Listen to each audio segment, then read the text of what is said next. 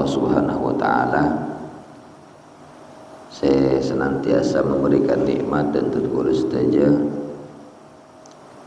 dan matutiaki hamba-hamba Allah. Saya tak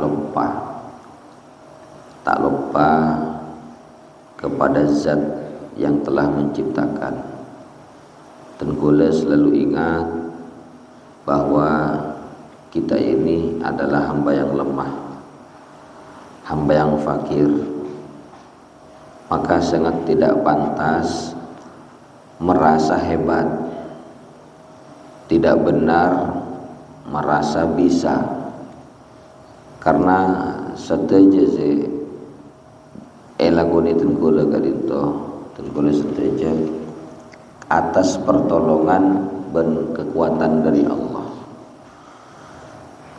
Yantarana zikir yang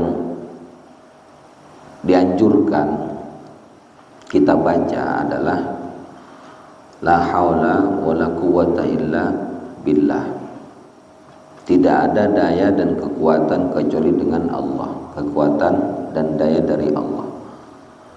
Ini kan sebagai bentuk mengakui bahwa kita sebagai manusia adalah makhluk yang lemah, yang tidak memiliki kekuatan kecuali kekuatan dari Allah.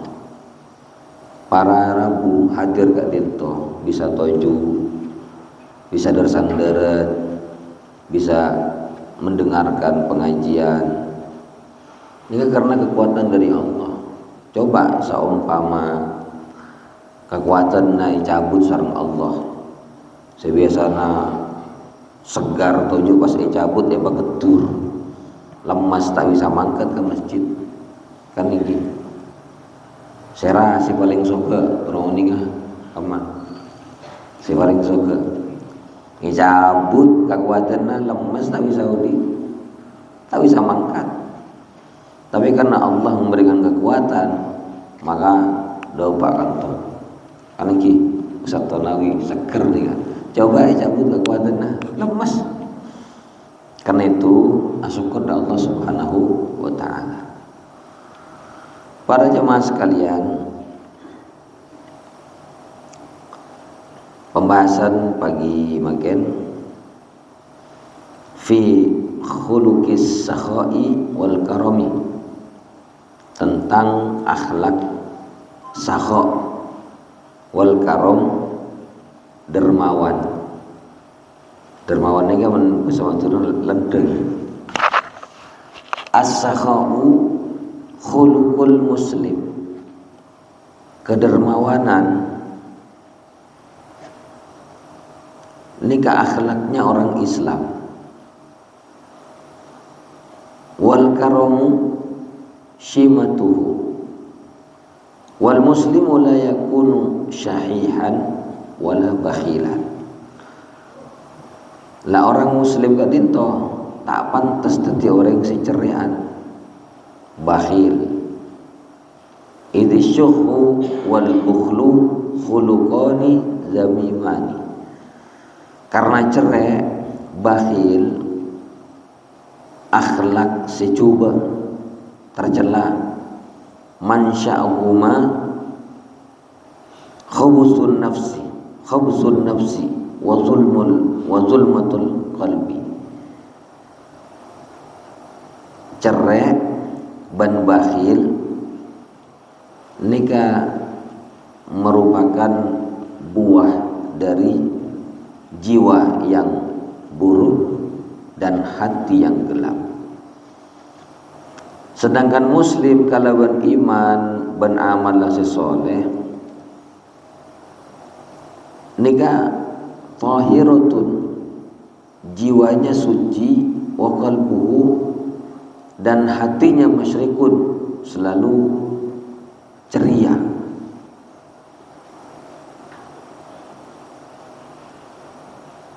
Sehingga nanti kula kita semua ini dengan iman memiliki satu keyakinan bahwa dalam kita bermuamalah dengan siapapun haruslah sesuai dengan yang telah ditentukan Allah. Bagaimana Allah menentukan? Kita punya loyalitas kepada orang, kita punya kepedulian kepada sesama, karena itulah yang diperintah dalam Islam. Maka golek satu jenis kata oleh tidak boleh mengikuti pikiran diri sendiri. Karena kalau kita mengikuti pikiran diri sendiri, selalunya bertentangan dengan agama. Agama memerintah demikian, pikiran watibi berlainan. Nika debuna Allah. Innal insana khuliqa halu'a. Idza massahu syarru jazu'a. Wa idza massahul khairu manu'a. Innal insana khuliqa halu'a. Manusia nika diciptakan dengan keluh kesah, banyak mengeluh. Manusia nika asli nama. Manabi norok pikiran manusia selalu mengeluh. Idza massahu syarru jazu'a. Kalau dia ditimpa keburukan dia mengeluh. Sempit hidupnya mengeluh, andi penyakit mengeluh. Tapi wa idza massahul khairu manu'a. Kalau ditimpa kebaikan cerai. Nika sifat dasar manusia si asli, sifat manusia si asli. Illal musallin, kecuali orang-orang yang sholat, kata Allah. Kenapa sama orang yang sholat? Karena orang yang sholat dia ngerti, dia beribadah kepada Allah dengan keyakinan Allah yang memberikan pahala, Allah yang telah memberikan kesuksesan, Allah yang akan membuatnya bahagia dunia akhirat. Nah, orang-orang yang sholat itu artinya orang-orang yang menjaga perintah dan menjauhi larangan Allah. Siapa mereka? Alladzina hum ala sholatihim daimun. Di antara cirinya orang yang selalu daim terhadap sholatnya, terus menerus dikerjakan. Dia kalau laki-laki berjamaah di masjid, perempuan di mana? Di masjid napa nih Roma? Aslina reng bini kadito asolat se afdal jabon Rasul ejombona. Afdalu sholatil mar'ati fi qa'ri baitiha.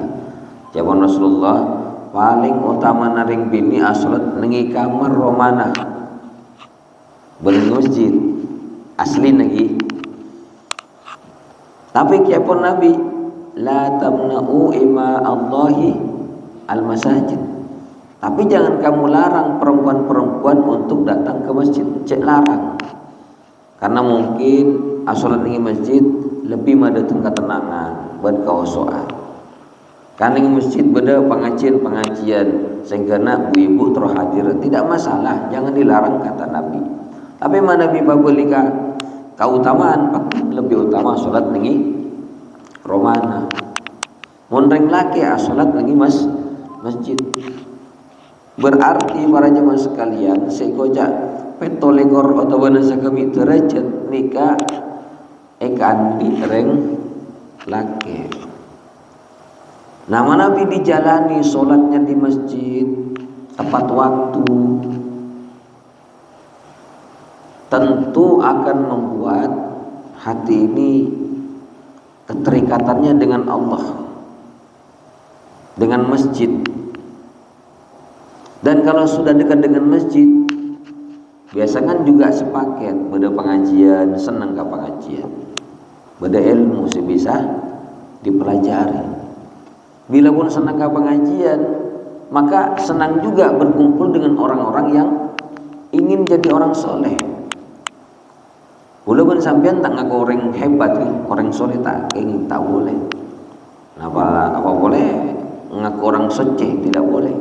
Kita semua ini ingin berusaha jadi orang-orang yang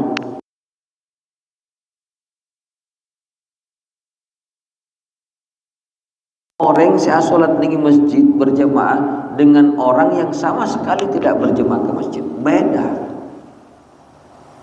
Ketergantungannya dengan Allah itu beda, wajahnya, nurnya itu beda.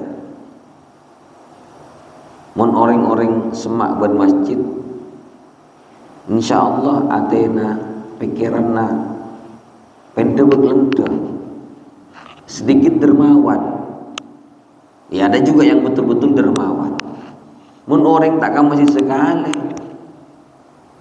meskipun dia dermawan tapi bukan karena Allah, kan gitu. Nama boleh si cerai.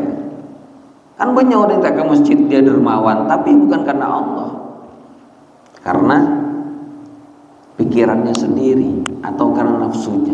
Mun orang ke masjid memberi itu karena Allah. Sebab apa? Keterikatan hatinya dengan Allah sudah terbentuk dengan berjemaah terus ke masjid. Makanya jawaban Allah, orang-orang yang sholat adalah orang-orang yang mereka tidak mengeluh, tidak pelit. Ini bahasanya idza masau syarru jazua wa idza masaul khairu manu'a. Mun orang norok akhlak sifat dasarnya dia ditimpa keburukan selalu mengeluh, dikasih kebaikan oleh Allah pelit, ilal musallin, kecuali orang yang sholat. Orang yang selalu dawam terus menerus menjaga sholatnya. Si pertama sifat ciri orang musallin. Walladzina fi amwalihim haqqun ma'lum.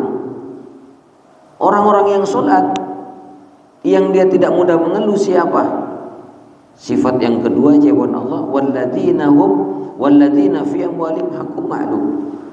Dan orang-orang yang dalam harta mereka ada hak yang sudah diketahui.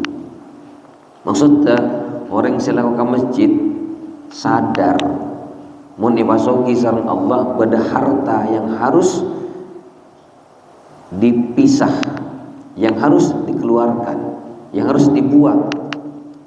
Hak yang sudah diketahui kepada siapa?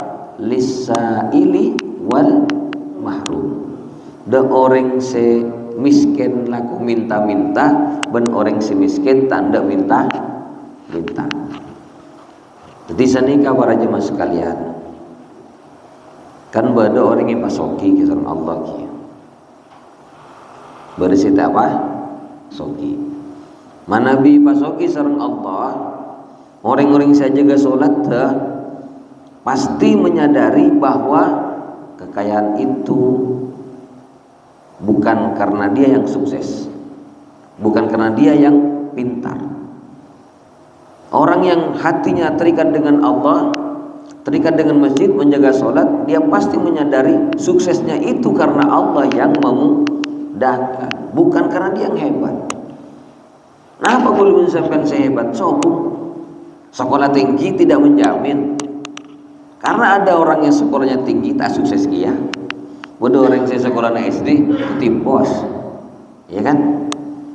Ini orang-orang yang sholat ketawakalnya kepada Allah tinggi, berusaha untuk menyandarkan semua kepada Allah. Sukses alhamdulillah, tapi pas sukses tinggi bersabar. Mun tak sholat tapi sukses sareng Allah mengeluh, bahkan mungkin kecewa, putus asa, penyak, hingga berakhir pada tindakan yang dilarang oleh agama. Orang tak sholat ngecok, nipu orang, korupsi. Gimana orang sekali sholat, saya lakon tak bener bener kenapa? Perlu dikoreksi, mungkin sholatnya yang kurang benar. Tapi mana Nabi sholat tepat dengan jawaban Allah, inna sholata tanha 'anil fahsya'i wal mungkar.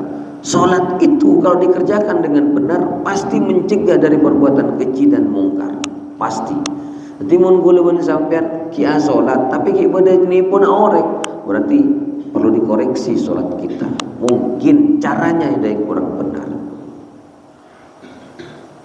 Para jemaah sekalian, orang-orang siapa soki sareng Allah, dia mengetahui di dalam hartanya ada bagian yang harus dikeluarkan dalam bentuk sedekah, dalam bentuk zakat, dalam bentuk amal-amal sosial, dan diberikan kepada siapa? As-sa'il, orang miskin yang minta-minta, wal mahrum, dan orang miskin yang tidak mau minta-minta. Nanti perlu dijelaskan juga. Jadi para jemaah sekalian, mungkin diantara kita oleh Allah dikasih keluasan rezeki. Mun bisa asa dega banika cek laku ngantos orang si minta. Cek laku ngantos orang si deteng minta. Mun bisa memberi dan mencari siapa orang yang mau menerima pemberian sedekah saya. Ini hebat, mana ada orang senyari. Kenapa orang kaya itu sudah dikasih kelebihan harta? Sekarang yang dibutuhkan oleh orang kaya apa? Rahmat Allah. Karena dia butuh rahmat Allah, maka dia mencari siapa sih orang yang mau menerima sedekah. Sebab sedekah ini kata Rasul ausahun nas, kotoran manusia. Sedekah niga kotoran sehingga najawan Allah Subhanahu wa taala dalam hadis yang ayat yang lain, khudh min amwalihim shadaqatan tutahhiruhum, ambil dari harta mereka yang kaya sebagai sedekah, tutahhiruhum wa tuzakkihim biha, yang sedekah itu bisa mensucikan orangnya, jiwa orangnya, dan bisa membersihkan hartanya. Barangkali dalam pendapatan orang-orang yang berduit alias beruang ada transaksi yang kurang benar, ada pendapatan yang tidak baik. Barangkali mungkin uangnya mungkin ya sebelum sampai kepada dirinya yang kaya, uangnya itu sudah dipegang bermacam-macam orang, dipegang perampok, pencuri, terus beli-beli kepada orang yang kaya misalkan. Maka dengan sedekah itu bisa membersihkan itu semua. Makanya Nabi mengatakan sedekah itu adalah ausahun nas, kotoran manusia. Lah orang-orang si ahli sholat, ahli ibadah itu paham ini, makanya ditanam, dipaksa dengan suka menderma alias tidak ditanamkan cerai ben bakhil. Para jemaah sekalian yang sama-sama berbahagia. Jadi membada siapa soki sareng Allah itu peluang untuk mendapatkan rahmat Allah dengan cara banyak-banyak bersedekah. Gimana di setiap pasoki sareng Allah bersabar. Terus bagaimana orang setiap pasoki nikah? Apa tidak ada peluang? Banyak juga peluangnya. Kan ditumbak tuh Nabi sallallahu alaihi wasallam bani sahabat, ya Rasulullah, enak orang-orang kaya, kata sahabat. Orang kaya itu enak. Kenapa? Mereka bisa berinfak di jalan Allah. Kisi sokinya bisa punya sedekahnya, kan gitu. Maka Rasulullah SAW mengatakan, jangan risau, masih ada yang amalan nilainya juga sama dengan bersedekah. Tasbih, tahmid, zikir-zikir, sholat duha itu sedekah, seperti sedekah. Timun sampean kulun sampean bade saya tawasoki sareng Allah, napa saya lakoni? Kau jadi tikir. Kan iki, mun orang soki sekolah yakin saya tikira melarat.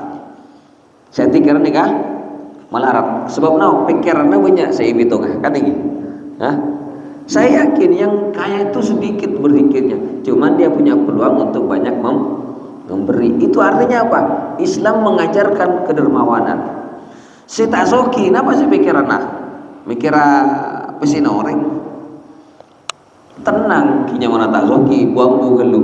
Di saat itu punya kesempatan untuk banyak-banyak berzikir kepada Allah, dan itu nilainya seperti bersedekah kata Nabi. Banyak astagfirullah, astagfirullah, mikir pesin orang, tak kira masuk gigi ya. Karena itu para jamaah sekalian, Islam itu mengapresiasi semua. Dan Allah gadinto sudah menentukan di antara hamba-hambanya ada yang pantas jadi orang kaya, ada yang pantas jadi orang tidak kaya. Kan kata Nabi gitu dalam hadis qudsi, Allah berfirman, inna min ibadi man la yasluhu lahu illa al-ghina. Di antara hamba-hambaku kata Allah ada yang pantas jadi orang kaya. Walau afqartuhu la fasadahalu. Seandainya saya bikin fakir, miskin, rusak keadaan dia. Wa inna min ibadi man la yasluhu illa al-faqr. Dan ada di antara hambaku yang pantas jadi orang fakir. Walau agnaituhu la fasadahalu. Seandainya saya bikin kaya, rusak keadaan dia. Jadi tak satu jeneng kulen sampai dipasoki mau. Ini merupakan bentuk keadilan Allah. Cuman menurut pikirna aba monepa miskin sareng Allah, banyak orang tidak puas dengan keputusan Allah, bahkan kecewa, bahkan protes, ya Allah mak tatanggana kule pasoki lagula bontang banting bontang ya, bekerja peras keringat banting tulang, bekto tak cukup bekto, pakun tadi pendapatan si cukup, karena senikah. Akhirnya kalau semacam ini dia tidak puas, bisa-bisa suudzon buruk sangka kepada Allah dan menganggap Allah sudah tidak sayang kepada saya, Allah sayang kepada yang kaya. Ini kan tidak benar. Allah itu justru kadang sayangnya kepada hamba-hambanya dengan cara diuji kemiskinan, diuji sakit, kesempitan hidup, itu diuji oleh Allah. Cuman karena iman kita tidak seberapa kuat, pemahaman kita tidak seberapa mendalam, karena apa? Ujian sempit dianggapnya Allah tidak peduli dengan kita. Justru kalau Allah membuat hamba di antara manusia itu kaya, lalu dia lupa beribadah kepada Allah, justru ini merupakan bentuk azab kecil ketika di dunia, yang kita sering menyebut dengan istidraj. Di epasoki sareng Allah tapi lupa ibadah ke Allah. Kan beda kan? Semakin kaya semakin jauh dari masjid. Ini kan istidraj. Sanastadrijuhum min haitsu la ya'lamun. Kata Allah, akan kami istidraj kepada mereka, akan kami kasih kenikmatan yang lebih terus dari jalan yang tidak disangka. Tapi ingat, wa umli lahum inna kaidi matin. Saya biarkan mereka senang-senang di dunia, tapi ingat, tipuanku sangat kuat, siksaanku sangat keras ya buat Allah. Nanti mun pada orang saya pasoki, lalu dia jauh dari ibadah, tak sholat, tak napa, embian mun kula nika tau sa iri. Jangan iri, ya. Jangan ikuti pemikiran diri sendiri. Justru yang semacam itu adalah caranya Allah biar semakin dia jauh dari Allah. Dimasuki sekali. Tapi insya Allah saya hadir ke itu bukan orang-orang yang jauh dari Allah ya Pak. Ada yang dikayakan, tapi insya Allah ahli syukur. Ada yang dimiskinkan, insya Allah ahli sabar, syukur dan sabar akan menghasilkan yang namanya as-sakha wal karam, kedermawanan. Mun gulawan sambian beri penyakit, cerai, kaya tapi pelit, oh ini bahaya. Ih, bade si soki si cerai, kan toh? Insyaallah sobung. Hah? Sobung si padang maksudnya. Jika Kepon Allah wa mayyuku syuha nafsi faulaika humul muflihun. Pasti orang yang dilindungi dari kepelitan, dari kekikiran dirinya, mereka itu orang-orang yang beruntung. Orang-orang yang beruntung. Tetimun beda orang pasoki atau benar tak soki, tapi dalam dirinya tidak ada penyakit bakhil. Dia dilindungi oleh Allah dari penyakit ini tanda keberuntungan. Tapi mun beda si cerai, mun beda si cerai, padahal andi orang yang saya minta tak tuli beri, padahal dia punya tapi bilang tidak ada, berarti nikah cerai. Yang seorang andi misalkan, padahal andi kan beda senikah, dateng orang sederhana lega sekuni, dia bilang tidak ada padahal dompetnya tebel, berarti nikah kan cerai. Tandi 5 ribuan ya, subhanallah, ya kan, tandi 5 ribuan, tandi 2 ribuan, berarti nikah tanda orang cerai, padahal ini dompetnya tebel, Pak. Itu pelit. Nah, orang-orang dahulu itu untuk memberi, mereka ada yang menunggu, menyambut. Ada orang datang minta napanya mana bahasa kita, orang guru main minta. Di antara mereka ada yang menyambut, marhaban biman yaksilu dzunubi, sambutannya, selamat datang orang yang mau mencuci dosa-dosaku. Kenapa? Dengan memberi sedekah itu bisa membersihkan dosa. Sedekah itu bisa membersihkan dosa. Karena tadi khudh min amwalihim tutahhiru wa tuzakkihim biha. Ambil dari harta orang-orang kaya yang bisa membersihkan hartanya dan bisa mensucikan orang-orangnya. Banyak bersedekah. Saya ada orang yang konsul, Pak. Dia pensiunan. Terus namanya pensiun. Sebelum pensiun dia bagian kepala. Dapat bantuan. Bantuan itu sebagiannya dibikin proyek, sebagiannya dibagi-bagi. Setelah pensiun baru dia sadar. Dia mengakui bahwa yang dibagi-bagi itu dia merasa tidak baik, tidak benar, tidak halal. Sehingga dipikirkan terus sampai jadi penyakit mental. Dia sampai jadi penyakit mental. Ya, apa namanya itu? Kena, mentalitasnya kena. Berarti penyakit. Napa-napa pikir yang saya terima, yang saya sudah belikan apa-apa ini sebagai dosa, merasa dia mengambil barang yang tidak halal, tapi semuanya kan sudah habis, dibelikan ini itu. Kalau saya umpama ganti, apa yang mau saya ganti? Terus orang-orang yang saya bagi-bagikan, mereka juga telah mendapatkan barang yang tidak halal. Apa saya mau sampaikan? Itu penyakit, Pak. Hidup tidak tenang, tidur tidak bisa, pikiran terus terganggu. Dibaca Quran, apa yang membuat dia seperti itu? Pikirannya, karena dia menyadari itu perbuatan yang tidak salah, tidak benar. Para jemaah sekalian yang sama-sama berbahagia, maksudnya apa? Perbuatan mengambil harta orang lain, memakan harta yang tidak baik, yang tidak benar, tidak halal, itu mendatangkan ketidaktenangan dalam hidup. Tapi dengan kita bersedekah, setidaknya akan menghapus dosa-dosa sedikit demi sedikit.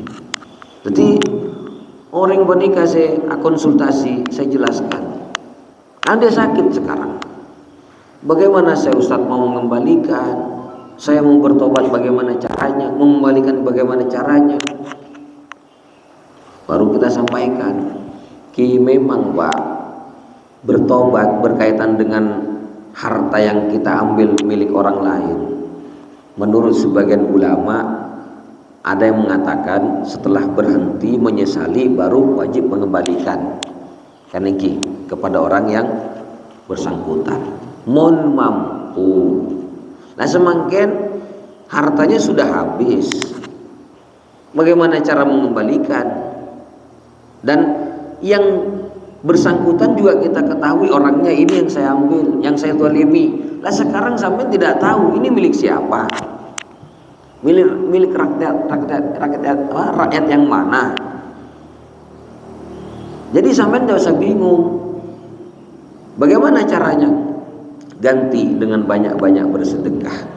Niatkan kepada Allah, ya Allah, saya mau bersedekah, niat menghapus dosa-dosa yang lama yang saya tidak tahu, atau saya tahu tapi saya kalah oleh hawa nafsu. Walaupun tidak langsung diganti banyak dengan sedekah, bisa sampai bersedekah setiap subuh, sedekah yang utama, atau sedekah yang sangat bermanfaat, sedekah sebelum sholat subuh. Beda sing amal lagi sedekah sebelum sholat subuh. Semoga untuk ngamal lagi ya ada caranya gampang. Para jemaah sekalian, menterong ngamal lagi ya sedekah sebelum sholat subuh. Sampean siap pagi kotak atau bana umplung. Ini khusus bersedekah sebelum subuh. Kasih lubang sedikit. Bila mangkat ke masjid, 2.000 masuk. Lakuna boleh bila mangkat ke masjid busubuh. Pemasuk 2.000, berarti sedekah sebelum. Tapi niatkan nanti mau saya kasih kepada siapa kalau sudah banyak. Karena ini, lah ini namanya bersedekah, sisihkan sedikit. Lah kataku langsung 1 juta, kan saya nih Pak, 2.000, 2.000, tapi rutin saya benarin.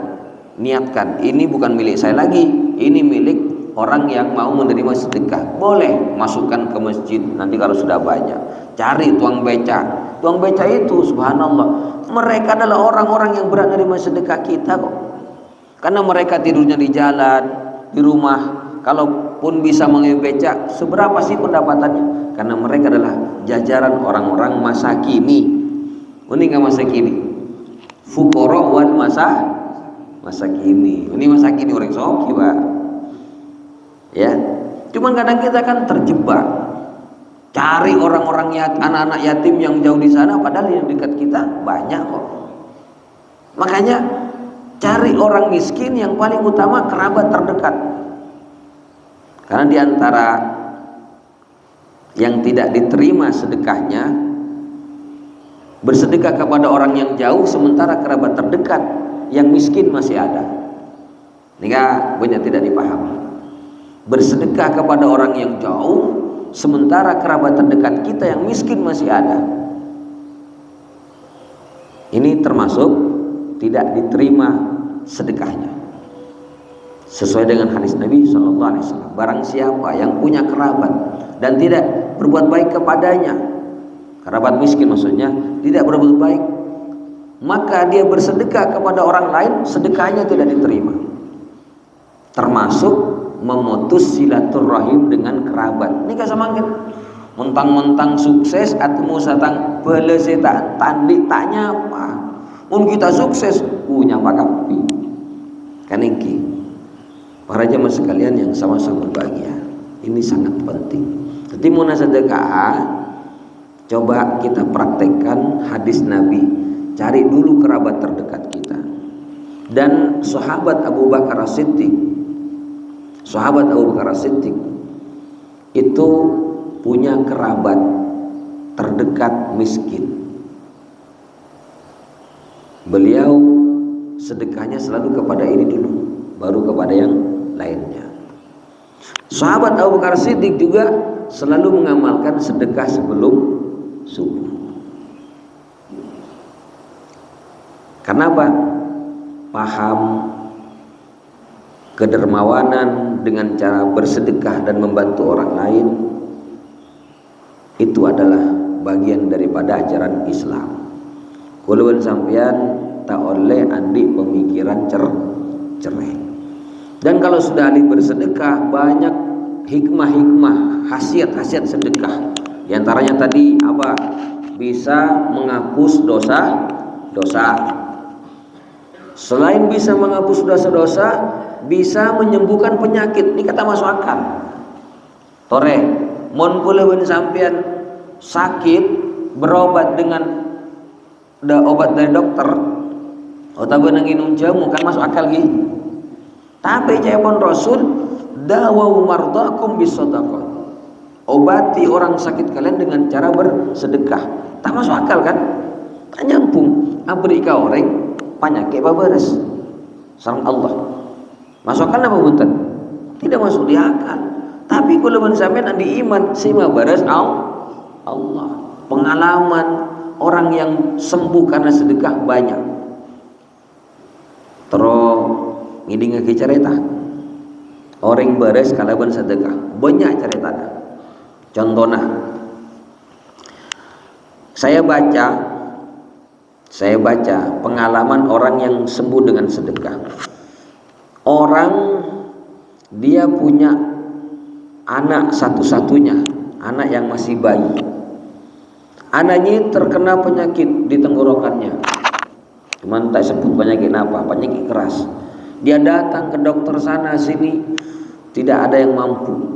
Cuman ada satu dokter yang dia memasang jarum ke tenggorokan anaknya hanya untuk mencegah tidak melebar penyakitnya lebih cepat. Jadi menahan saja penyakitnya. Dia bingung, orang tuanya bingung. Bagaimana caranya? Dokter di dalam negeri sudah tidak ada yang mampu. Terus akhirnya para jemaah sekalian, Andi Kanca nelpon cerita temannya itu bilang, coba amalkan hadis Nabi. Apa Nabi bersabda? Dawau mardakum bisadaqah. Obati orang sakit kalian dengan bersedekah. Ini hadis Nabi. Obati orang sakit kalian dengan bersedekah. Ngocah, saya sudah terbiasa kok bersedekah. Saya sudah sebelum anak saya sakit saya biasa memberi kepada orang. Tapi temannya bilang, kamu kan memberi seperti biasa. Sekarang niatkan, ya Allah sembuh untuk anakku. Akhirnya dia ikut saja arahan temannya. Terus dia ngasih, dia beli bahan, ditaruh di mobilnya. Dia cari orang-orang di jalanan yang mau menerima sedekahnya. Dia kerjakan dalam beberapa hari. Telepon kepada temannya, gimana? Belum ada kemajuan. Temannya bilang, iya memang sekarang belum dikasih sembuh. Pokoknya amalkan terus. Dia ikuti lagi saran temannya, menyiapkan barang-barang yang mau disedekahkan, jumlahnya lebih banyak lagi. Dia cari orang-orang yang mau menerima sedekah. Para jemaah sekalian yang sama-sama berbahagia. Setelah itu nelpon ke temannya, gimana? Belum ada perkembangan katanya. Temannya bilang, kamu yakin, percaya dengan Rasulullah, percaya kepada Allah, kamu sedekah yang jauh lebih banyak dibanding dengan yang kamu butuhkan. Kebutuhan kamu dalam sehari apa? Yang dimakan, yang dipakai buat beli pulsa, yang dipakai buat kebutuhan sehari-hari. Hitung, bandingkan dengan yang kamu sedekahkan, ternyata lebih sedikit yang disedekahkan. Yang dipakai untuk kebutuhan sehari-hari jauh lebih banyak. Dalam sebulan hitung berapa? Iya ya katanya. Akhirnya Pak, dia menyiapkan sedekah yang jauh lebih banyak dikerjakan dalam setiap hari. Ternyata para jemaah sekalian, tanpa dia sadari disembuhkan oleh Allah anaknya. Penyakit di leher bayinya itu sembuh. Karena masuk akal, punya nakal, sema beres lewat obat. Tapi sedekah itu sangat bermanfaat. Contoh lain. Ini kan dalam negeri nih kan. Ada orang kaya sakit. Sakitnya gagal ginjal. Kata dokter harus beli ginjal. Ginjal itu mahal. Akhirnya dia pasang di media sosial siapa yang mau menjual ginjalnya dengan harga 1 M. 1 M larang. Tidak lama para jemaah sekalian ada jawaban seorang gadis yang masih SMP ingin menjual ginjalnya dengan harga 1 M, menjual 1 ginjalnya. Nah si kaya yang sakit ini dia heran, siapa gadis itu kok rela loh, dia masih muda berani menjual ginjalnya. Coba pertemukan saya dengan dia. Dipertemukan, ditanya, nah kamu mau menjual ginjal sebelah untuk apa kamu? Jawaban si anak, gadis kecil masih SMP, saya mau menjual ginjal saya Pak. Saya punya ibu sakit, tidak punya biaya untuk pengobatan. Saya rela menjual ginjal untuk pengobatan orang tua. Dia bilang, nak kamu saya kasih uang 1 untuk biaya pengobatan orang tua tanpa kamu jual ginjal. Di saat itu Allah sembuhkan tanpa dia sadari. Merasa masih sakit padahal sudah Allah sembuhkan. Dan kemudian tidak lama dicek oleh dokternya, ternyata nggak ada penyakit. Kan tak masuk akal. Tidak masuk di akal. Karena itu para jemaah sekalian, cerai. Jadikan dermawan itu sebagai karakter akhlak kita, karena Islam memang mengajarkan supaya kita ahli bersedekah, ahli membantu orang lain. Tak bisa bantu secara fisik, ya bantulah. Makanya ketika di zaman Umar, para jemaah sekalian, ada orang singicok, ada pencuri,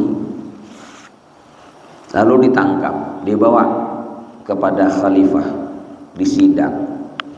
Kenapa kamu mencuri? Karena saya lapar. Bukan karena saya ingin kaya, karena saya butuh, tidak ada yang saya makan. Siapa tetangga kamu? Yang kaya dipanggil. Yang kaya dihukum sama Khalifah Umar. Yang miskin mencuri itu yang tidak dihukum. Kenapa? Mestinya yang kaya itu sadar, cari tetangganya yang miskin, ada enggak? Nanti gue lebih sampai nikah, memberi si pasoki yang antara kita cari dulu. Mungkin ada kerabat yang miskin, mungkin ada tetangga yang kelaparan. Karena yang kaya itu sekarang butuhnya rahmat Allah, sedangkan yang kelaparan itu butuh sesuap nasi, bantuan dari orang-orang yang kaya. Kan orang soki ini kan disebut soki kon, wala na bade si miskin. Mun sama makapi soki, saya rasa sebut soki.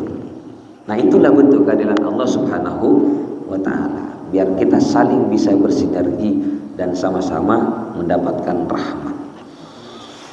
Para jemaah sekalian yang sama-sama berbahagia, saya kira cukup ya pembahasan kita. Pon pukul 4.53 cukup ya. Ngireng pola benda saya atanya.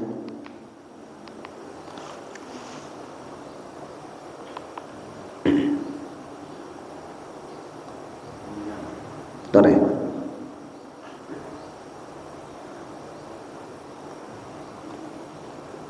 Mun pembahasan ini kelanceng nih kan. Siap pon Ustaz Tonawi tak siap. Ya terus saya kisah nih samping ngantos Ustaz teh. Para jemaah sekalian, siap pon. Lagi boleh tegur, macam cepat tuh Ustaz. Benih cepat nih enggak para sacem pun boleh. Kan ngolpa. Para jemaah sekalian yang sama-sama berbahagia, kita ini dilarang memiliki hati yang kasar kan, oleh Andi sifat iri dan dengki. Tapi kita boleh iri kepada orang yang ahli sedekah, boleh iri. Dan boleh iri kepada orang yang punya ilmu dan dia mengamalkan ilmunya. Jadi dua saja kita boleh iri. Selain daripada ini tidak boleh iri. Apa kata Nabi? La hasada illa fisnataini. Tidak boleh iri kecuali kepada dua orang. Satu, rajulun atahullahu malan fa huwa yunfiqu ana al-laili wa ana an-nahar. Iri yang dibolehkan satu, kepada orang yang Allah kasih harta yang dia sedekahkan siang dan malam. Jadi irinya itu karena dia bersedekah. Benih iri polana soki. Yang pertama ini simun beda kanca selepas sedekah ngulatin pula sampean ngulatin nanti kanca aku beri kita iri kepada dia, sehingga apa? Memunculkan juga keinginan untuk bersedekah. Tapi mun iri bola nasogian memunculkan juga inginkah mun tak tuli kaya, bisa saja mencari jalan pintas menghalalkan segala macam cara. Mau oleh wadai sebut orang soki kan sedih kesamping penyakit natro pada soki.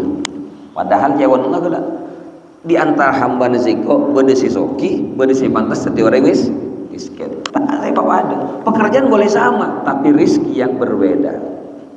Paham nih lagi? Terus yang kedua kata Nabi, yang boleh kita iri kepada siapa? Rajulun atahullahu ilman fa huwa yunfiqu fa huwa ya'malu ana al-laili wa ana an-nahar.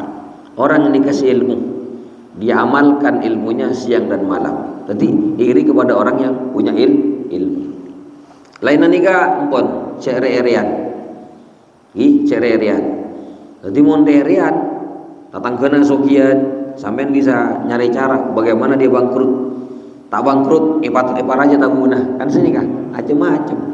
Nah, boleh kan tuh. Berdegi. Semogi, insyaallah sebut. Cukup, Ustaz. Hah? Cukup. Hah?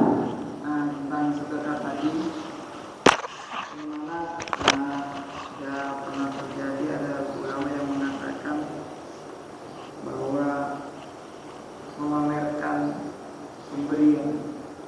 Oh iya. Kita menyikapi Ustaz untuk anak-anak yatim yang ditambahkan kehidupan, tapi tujuannya kita itu mengajak kepada yang lain supaya ikut andil di dalamnya dan mungkin bisa terketuk hatinya untuk memberikan juga.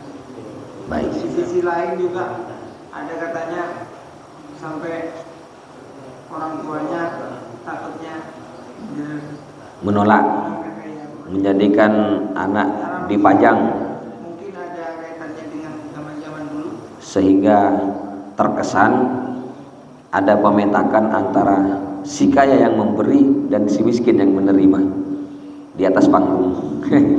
Iya, baik. Semuanya baik.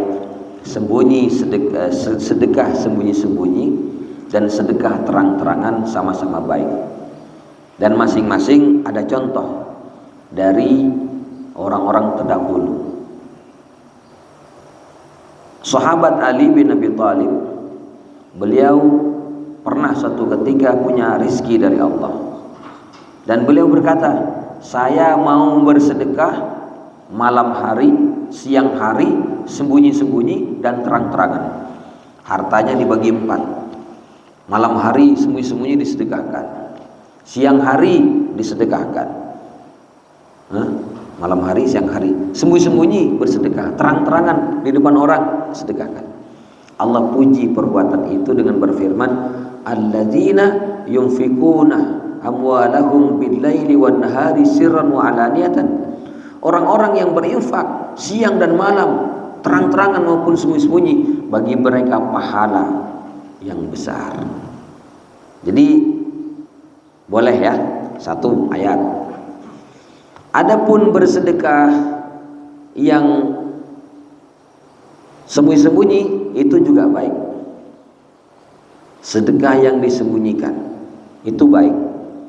Di antara hadis Nabi SAW, beliau mengatakan ada 7 golongan yang bakal mendapat naungan di hari kiamat ketika dikumpulkan di padang mahsyar. Tidak ada naungan kecuali naungan dari Allah. Siapa 7 golongan ini? Di antaranya rajulun, seorang laki-laki, yunfiku maluhu, dia menginfakkan hartanya, fa'akhfaha, dia sembunyikan, hatta la ta'lama ya shimaluhu ma tunfik yaminuhu, sampai tangan kirinya tidak tahu apa yang disedekahkan oleh tangan kanannya. Maksudnya menyembunyikan bersedekah itu baik. Contohnya seperti Imam Abu Hanifah, selama hidup beliau bersedekah selalu sembunyi-sembunyi. Tengah malam menyelinap di depan rumah orang miskin, depan pintunya dikasih. Orang miskin subuh bangun, siang-siang kok di depan pintu. Siapa yang kirim? Malaikat. Setiap hari terkenal ini dikirim malaikat di Kufah. Tidak ada yang tahu bertahun-tahun itu, sampai Imam Abu Hanifah meninggal. Yang biasa menerima setiap subuh, setelah subuh dia terima, tidak ada lagi kiriman, disangkanya malaikat. Maka setelah itu orang-orang meyakini yang mengirim, yang bersedekah adalah Imam Abu Hanifah. Buktinya apa? Meninggal, setelah itu tidak ada lagi yang mengirim. Itu bersedekah sembunyi-sembunyi juga baik. Sedekah terang-terangan kalau memang menjadikan inspirasi bagi orang lain juga baik. Apa dalilnya? Rasulullah Shallallahu Alaihi Wasallam ketika beliau duduk bermajelis dengan sahabat, tiba-tiba datanglah rombongan tamu dari luar Madinah. Nampak mereka adalah keluarga yang miskin-miskin, pakaiannya compang-camping. Rasul Shallallahu Alaihi Wasallam melihat mereka, wajahnya nampak berubah, kasihan. Lalu berdiri dan berkhutbah sambil membaca ayat, ya ayyuhalladzina amanu anfiqu mimma razaqnakum min qabli ayatiya ahadakumul mautu fayaqul rabbi laula akhartani ila ajalin qarib fa asaddaqa wa akum minas sholihin. Sudah tahu kan, sering dibahas ayat ini. Bersedekahlah sebelum datang kematian. Sebab kalau sudah mati, dia minta kepada Allah, ya Allah kembalikan ke dunia sebentar saja, biar saya bisa bersedekah dan jadi orang soleh. Menyesal karena tidak bersedekah. Setelah membaca ayat itu, berkhutbah Rasulullah, ada di antara sahabat Nabi pulang ke rumah, ngambil harta, ditaruh di depan Rasulullah. Yang lain terinspirasi, ada yang pulang juga ke rumahnya, ngambil seharta, ditaruh di depan Rasulullah. Yang lain juga pulang, akhirnya datang menumpuk dan nampak senang di wajah Rasul.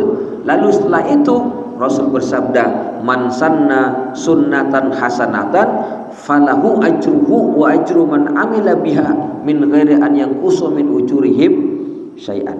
Pasera orang saya beri contoh sunnah yang baik, dia mendapatkan pahala amalan dirinya dan pahala orang yang mengamalkannya tanpa mengurangi pahala mereka. Memberi contoh sunnah yang baik. Jadi urusan masing-masing orang, dia pingin dipuja atau tidak, yang penting kalau memang menginspirasi, apa salahnya? Kan senikah.